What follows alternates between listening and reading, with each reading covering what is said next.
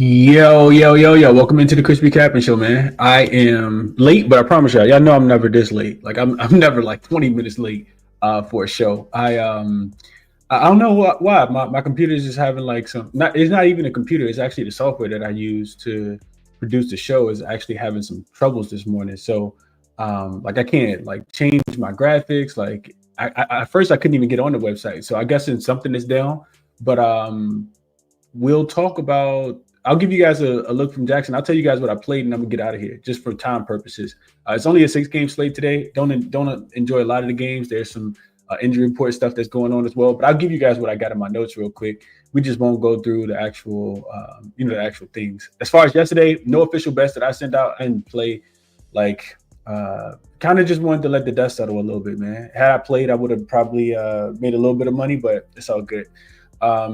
As we get into it today, hit the like button for me as you join. I'll give you guys a look from Jackson. So yesterday, Jackson liked Maxey over his 3.5 boards. He finished with just 3, I think it was. So that was a loser. Today, Jackson likes LeBron James over first game of the season, 25.5 points and assists for points, rebounds, and assists for LeBron. And a lot of it just has to do with this line being set super low, him averaging 40.41 points, rebounds, and assists. When he was playing over the last 10, 15 games last season. So I'm not going to go too deeply into the analysis. We know that the Utah Jazz are absolutely atrocious defensively, both at home and on the road, and they'll be on the road in this game. It says that they rank 24th in defensive rating, 23rd in points per possession allowed. So, yeah, Bron should feast today. The other play is an interesting one because Jackson also likes Austin Reeves over his 30.5 points and assists. And that's the scary one because LeBron, Luka, and Austin Reeves probably not all going to eat. So, kind of pick and choose which one it is that you like, but Austin Reeves has been on an absolute tear. You would think that his usage would come down a little bit without LeBron James. With LeBron James being back. But yeah, the 30.5 points and assists, I think, is really probably just adjusted because Austin Reeves' number is too low based on how well he's been playing. So take that with a grain of salt. We'll see what happens. I think it's a perfect tune-up game for LeBron to come back against playing against this version of the Utah Jazz defense. It's absolutely atrocious. So those are the two looks for Jackson. LeBron over his 25.5 points, rebounds, and assists, and Austin Reeves over his 30.5 points and assists. All right, so let's go through really, really quickly. I'll get through the games. So first up, we'll go Golden State and Orlando. Actually, you know what? Let's not do that. Let's actually go to the play that I actually made. Let's go to the last game on the board. So the Phoenix Suns and the Portland Trailblazers. This line opened last night. I swear I saw 4.5. I was halfway asleep. But I swear I saw 4.5. Of course, it's come down since then. 3.5, now down to 2.5 and 2s. It looks like are on the board. And I agree with the money coming in on Portland. I just sent this out to the members, like literally right before the show started. I just don't like the spot here for the Portland Trailblazers. I think that the Phoenix Suns get back right today. They did lose that last game. So we look at the injury report. There's no Grayson Allen. They will be without Grayson Allen for the second straight game. There is Drew Holiday is also listed on the report, and that's big, right? We saw this Portland offense without Drew Holiday, against Dallas, and they couldn't beat Dallas. So now you're playing against Phoenix, coming, back home off a loss. I think it's a pretty terrible spot. First game back home after a 5-game road trip, playing first leg of back-to-back. They got the Bulls coming to town tomorrow. They've lost 2 in a row. They're coming off the overtime game as well. And they've also lost 4 of their last 5. And the way I think about Portland is I know that they're much better at home than they are on the road, but I don't think about the Portland Trailblazers laying points. And I think, laying points in general is too much for to be asking for with Portland, especially given this spot. So I do like the Phoenix Suns to be able to get right in this spot. Phoenix started the season off, pretty poorly on the road. They lost their first straight, didn't cover any of them, but they're 8-2 in their last 10 games. And they were, 6-0 straight up and against the number before that. So catching the points here, I think this game should be more of a pick 'em. I'll take the points with Phoenix. I did get a 2.5 on DraftKings this morning, and that's what I sent out to the members. That's what I played. I think you get a motivated Phoenix team too, coming off that 2-point loss where they gave up 49 points against the Atlanta Hawks just 2 days ago. But yeah, like I said, before that, they had covered 6 in a row. They had won 6 in a row. And Portland guard play just isn't that great. Also, Portland just really been struggling defensively. So we'll see if the defense gets a little bit better in this spot with them being back home. But I don't like I said, first game back home after a 6-game road trip, first leg of a back-to-back, not set up well for the Portland Trailblazers in this spot. So yeah, that's the play that I made. As far as the other games, Golden State, Orlando. So Buddy Hield's probable, Kuminga's out, Jalen Suggs is questionable, and Paolo is out. So Paolo I knew was going to be out. I was expecting Jalen Suggs to play. We'll see if he actually gets in. He ended up missing the last game. He looked fine on the bench to me. We'll see if he actually plays. I do think that moved the needle in my opinion. Golden State playing on the first leg of back-to-back. Of course, this is their fourth game of a 5-game road trip for them as well. So eventually they'll run out of gas. It's either going to be today or tomorrow. They play the Miami Heat tomorrow. So one of these games, I think that they're going to lose after, winning back-to-back games. 3 games in a row. They beat the Spurs back-to-back and then knocked off the New Orleans Pelicans, of course, 2 nights ago. So they should be able to get, one of these wins, I'm thinking, but maybe they do lose both. I'm not sure. I just don't want to. I've been fading Orlando, and it hasn't been profitable for me. Orlando has looked good. I think as a dog, you kind of want to take them. And they're coming off another loss against the Houston Rockets, of course. They have covered 3 of their last 4 games, though. I think they had won 3 of their last 4 games as well. So Orlando kind of, getting it together recently, catching points at the crib. I think, Golden State's a team that likes to shoot the 3. Orlando allows, one of the lowest 3-point frequencies in the NBA. They just get you off the 3-point line.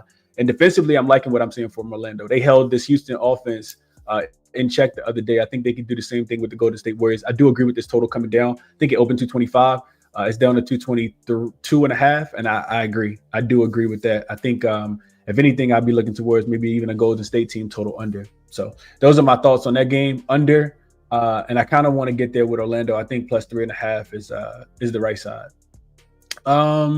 Let's see. Boston, Brooklyn. Don't really got anything on that game.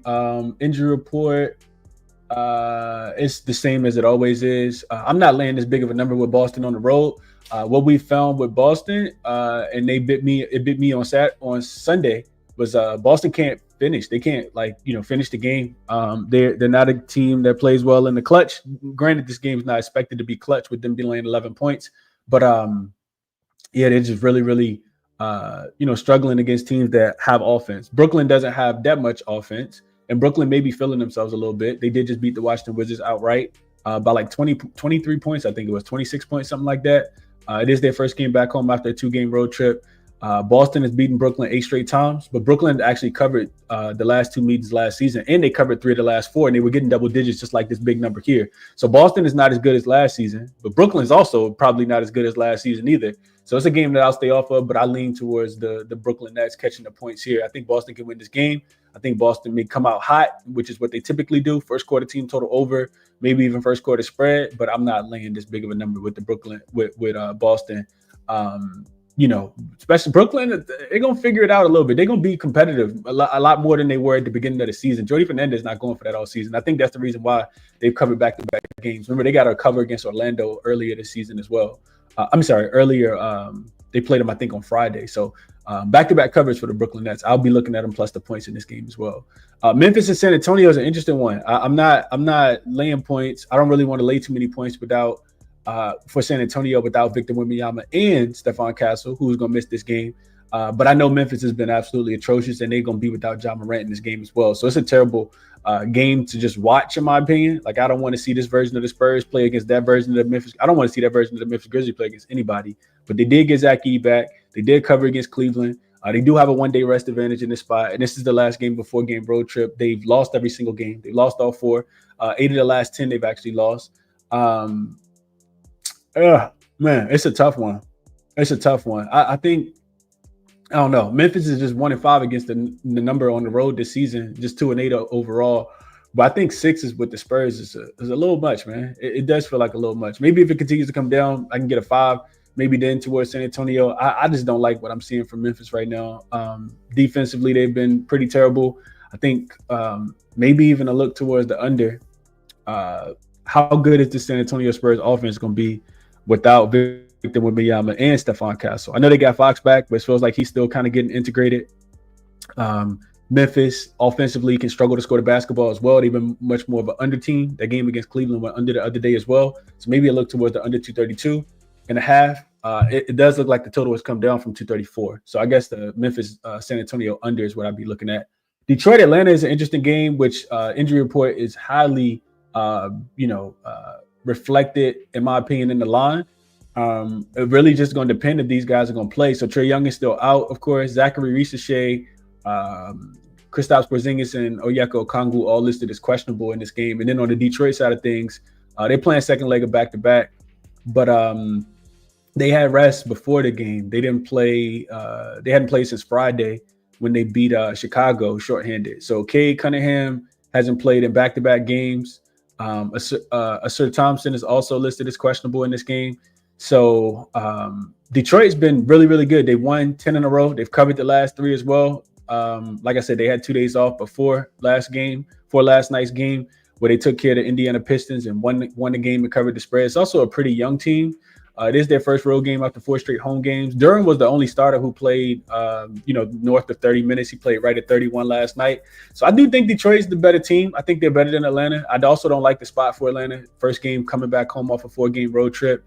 They did win and cover all 4. There's actually 5 wins in a row if you include the Lakers one, which was 2 Saturdays ago. But it's a pretty terrible spot for them. 4 straight road games, come home for 1, then right back on the road to play in San Antonio on Thursday. Both teams have been very hot against the spread. Detroit's 8-2 against the number in their last 10. Atlanta's 7-3 against the spread in their last 10. I like the Detroit Pistons. I just want to know if K's going to play. I think it's a little bit of a letdown spot for Atlanta. I think Detroit's the better team between the two. I think Detroit should be the side, but Atlanta it looks like they are moving to, it's a pick. Yeah, it's really a pick. And that's what I had in the graphic was a pick. But Atlanta's laying a point in some books. You can get Atlanta plus a point on other books. So that's my thought process on that game. And then the only other game is the Utah Jazz and the Utah Jazz and the Lakers. And that line opened at 10. It's all the way up to 12.5 now. Total went from 236 up to 238.5. The Lakers should be healthy in this spot. I don't know if they'll be missing anybody because LeBron's supposed to make his season debut. Gabe Vincent is supposed to be back as well. He's listed as questionable. Rui Hachimura is off the injury report, and Marcus Smart, who didn't play in that last game against Milwaukee, is also off the injury report. So on the Utah side of things, Kyle Anderson, Flipikowski, Kendrick, Taylor Hendricks are all listed as questionable, with Gorgeous Niang listed as out. And this is, I guess you could say a pretty terrible spot. Utah on the road has been pretty terrible in general. They're coming off a double overtime game as well. This will be their first road game after 4 straight home games. They played in 3 straight overs. Lakers have the rest advantage, but it also is their first game coming home off a 5-game East Coast road trip. They don't have a look ahead spot because they don't play again until they play on Sunday. So they'll be off until Sunday. The next opponent is actually the Utah Jazz in Utah. So Lakers in a pretty good spot here. Do I want to lay this big of a number? Not really. They have been covering numbers. They haven't really had to cover this big of a number. I think they covered a number like this against Utah. They covered it, against Charlotte, and they covered a number like this against the Pelicans, right? They could beat the Jazz by 25, honestly. I just don't like what I'm seeing from the Jazz, especially at home. And the Jazz are actually coming off a win, against the Chicago Bulls the other day. So should be a Jazz team that's a little tired coming in here off a double overtime game. But then again, Chicago was coming off a double overtime game, and they went in Denver last night and didn't even cover the spread. They won the game outright. So I'm not rushing to the window to lay this many points with the Lakers, but I did look I wanted to see how the Lakers were laying double digits last season as a home favorite. And they went 5-3 against the number, a 5-3 to the over as well. One of those games actually came against the Jazz. They were laying 12 and they ended up winning the game by 19. So Lakers, head and shoulders a lot better than this Utah Jazz team, but Jazz gonna be feisty for sure. So maybe a look towards Luka assists. Not sure if LeBron's even gonna play in this game. I do think because they're playing the Jazz, LeBron will probably come back for this game. But those are my quick thoughts on just today's slate. I guess I would look to, if I had to play it, I would probably look towards, the total keeps going up. I think I might look towards the Utah Jazz team total to go under. The Jazz offense, in my opinion, has not produced well on the road, and we've talked about it.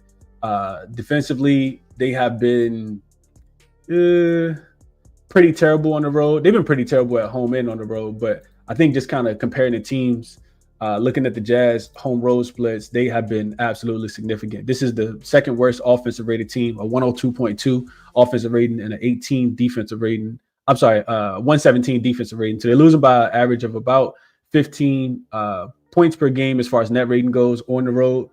Lakers haven't been that great at home, though. And defensively, they've been struggling. But they've been playing really good on the road for whatever reason defensively. They are 5-0 to the over at home. So that gives me a little bit of hesitation. But I think if the Lakers wanted to, stifle this Utah team, they absolutely could. And we'll see if they put their best foot forward in this game. Those are my thoughts on this one. Let's see if JJ Redick can get the boys to play a little bit of defense. But top play for me is the Phoenix Suns. I'll take Phoenix plus the 2.5. I wish I could have got in last night and got a little bit of a better number. Let's see. I'm going to go through the comments really, really quickly, and I'm going to jump off of here. Let's see. Tells me I'm on the Pistons. Fading the Hawks off the 5-game West Coast trip. I like it. What up, Lo? Says, good morning, Chris. I don't know what it is, but I really like the Magic. I took them last night at plus 3.5. They've changed things around since the Knicks game. They have. Los took my money twice. I'm not fading them today. Brian says, good morning, Chris. Sharp lines yesterday. Chicago sure seems to have Denver's number. Over seems to be consistent in that series. Let's find it today. Yeah, absolutely. I agree. What up, Huday? Appreciate you for tapping in. Brian says, great morning, Chris. We back at it. A few good looks today. Lakers and Celtics should roll. They should. They absolutely should. What up, Lock? Appreciate you for tapping in. Cash with the Hornets after you talk with Jay. Yeah, that was a shout out to Jay. Shout out to Jay, man. Them boys almost got the win out right last night. And I think yesterday on the show, I said the team total under for Charlotte, which was also a winner. That game stayed far, far under the total. I think the total was 238. They finished with like 211 last night, something like that. What up, Peasy? Good morning, Tariq. Says I hammered the live on the 76ers in Miami. Took the Bucks plus 9. Giannis goes out. I almost took Denver money line. Can't believe they lost. Yeah, it's crazy. What up, Justin? AOD. Appreciate y'all for tapping in, fellas. Appreciate y'all for sure. What up, dude? D. Johnson says time to get paid. Absolutely. Markel says may take Peyton Pritchard double, but I got to go back to sleep on it. Plus 1,200. That's not bad. Put a little sprinkle on. LJ said, what up, LJ? He says, we do know Steph Curry loves playing in Orlando, coming off back-to-back. Yeah, he's played well in there. Also, I was reading this morning or last night that Moses Moody was actually a part of that 25-0 team, the academy team. I think it was like an AAU team. I forgot who his teammates was, but Moses Moody has also played a lot of basketball in the Orlando area. He's hot coming off that, 8 threes? I think it was 8 for 12 from three-point line the other day. So Moses Moody might be a good look as well. We know Jamal Mosley got to take the ball out of Steph's hand. Like, you got to make somebody else beat you. I'm liking what I'm seeing defensively from Orlando, man. Defensively, they've really stepped it up. Remember at the beginning of the season, they was really struggling, which is why I like the under in that game today, LJ. Patrick says, I like the Spurs laying the points. I like how they looked last game against the Kings. Yeah, that was coming off back-to-back losses to the Warriors, though. They were super motivated in that spot. Brian says, might live bet the Spurs. Justin says, I believe Magic plus 4. When I bet it, okay. Yeah, I kind of feel like that too. Justin also agrees. Terrible spot for the Hawks. Appreciate you, Larry. Larry comments like this. Really, really do appreciate that. AOD says Hawks play us hard. Should be a good game. Duran is going to be a beast mode. Yeah, Duran going to the All-Star game too. Duran has been hooping, man. What's up, Jay? Appreciate you for tapping in. Yeah, no graphics today, man. No graphics today. Just because, like I said, my software is going a little crazy, man. Like I try to figure it out afterwards, but I was lucky to be able to log into this. I had already sent the member a message to the members to say I wasn't going live today because I literally couldn't get it to work, and I just kept refreshing, and it started to work. But a lot of Hawks. Laurie over his points. Laurie's been hooping. He has been hooping. What's up, High TV Grits? Just really appreciate what you do, Chris, and chat. Consistent crew, the Profit Posse. Yeah, appreciate you, Justin, as well. What up, King? Appreciate you for tapping in. Max says, I think that LeBron James over his 1.5 threes is the play. Could be that. Tariq says Fox should cover without Wemby around. Yeah, he should cook without Wemby around. I don't even know what his points prop is, but his points and assists, especially without Castle being there, you get Memphis defensively, who Memphis, their offense isn't good. Like, hard to play a team total under without Wemby being there, but Memphis offense is really struggled, man. I keep talking about it. They covered the number against the Bucks the other day, and their offense still didn't look good. They just, that was more so on Cleveland missing a bunch of shots. But yeah, Portland for me, top play on. I'm sorry, I keep saying Portland. Phoenix today, top play for me, plus the 2.5, man. It's down to 2. 2.5 is still available though on a lot of books. So yeah, that's it, man. I'm not even going to that's the only page I can go to right now. So that's it, man. Appreciate y'all for sure. Everybody tapping in. We'll be back tomorrow. Much bigger slate tomorrow. I think it's about 9, 10 games tomorrow. So I'll catch you guys then, man. Y'all enjoy the Tuesday, and I'll catch you guys then.